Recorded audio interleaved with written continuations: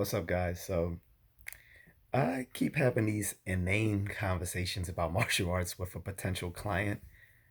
Um, that person has yet to commit to whether they want to train or not, depending on their schedule and maybe some other things that I won't get into on the video.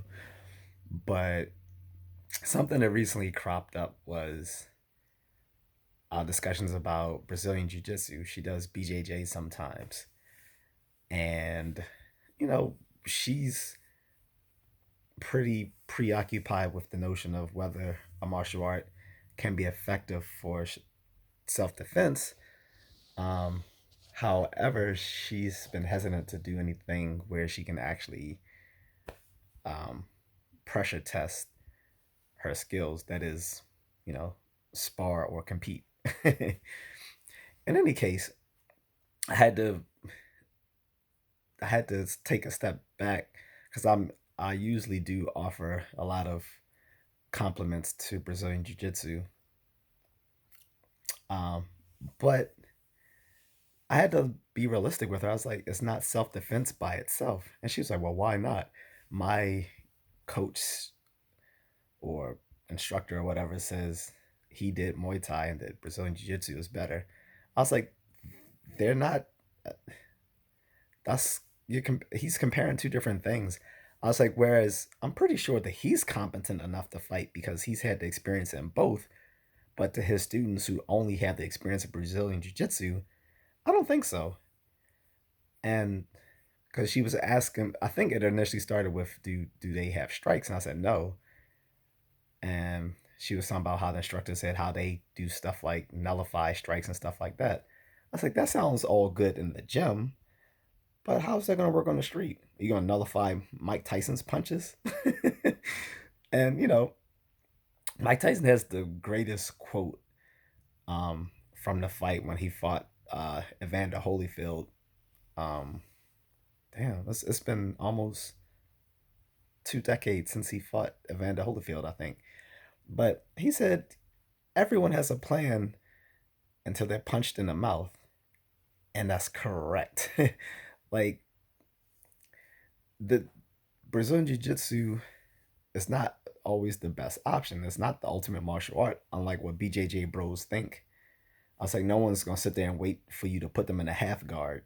Like you're in a bar, you're on the street. Like that's no, it's not happening. This is not. Sorry, this is not Rio de Janeiro where you're fighting capoeira practitioners. I mean, I'm sorry, Gracie Jiu-Jitsu brothers. With all due respect to them, they fought a bunch of BS people like on the streets of Rio de Janeiro. They bullied people and fought capoeira people to establish a reputation as being an effective, street effective martial art. But in the Valley too, though, I mean, there's a Brazilian martial art that's equally effective to Brazilian Jiu Jitsu, um, lucha livre, if I'm saying it right. If not, please correct me for the guys who know or have practiced that. But in any case, like you don't punch in Brazilian Jiu Jitsu or Judo, whatever, and you need to experience knowing how to get hit in a real fight, so you know how to react to it. Because I don't care how much Brazilian Jiu Jitsu you know. I don't care if you're a black belt in it or a red belt for that matter, which is higher than a black belt for you guys who don't know. That's the highest. Um, if you don't know how to take a hit, then again, Mike Tyson's quote stands correct. Everyone has a plan, so they get punched in the mouth. Like all those techniques will go out the window if you don't know how to react to getting hit. Like that should be something that's drilled along with the live rolling is punching. But like I told her, I said it's not self defense if they're not punching, and she was like, "Well, you don't need to punch." I was like, sometimes in a fight, a punch is the best option.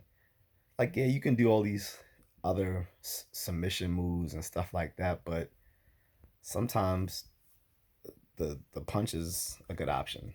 So yeah, is Brazilian Jiu-Jitsu good? Absolutely. I mean, it's been watered down because it's now used as a marketing buzzword for just about any any little dojo nowadays, so they can compete with others, especially with MMA on taking the a big slice of the American martial arts pie.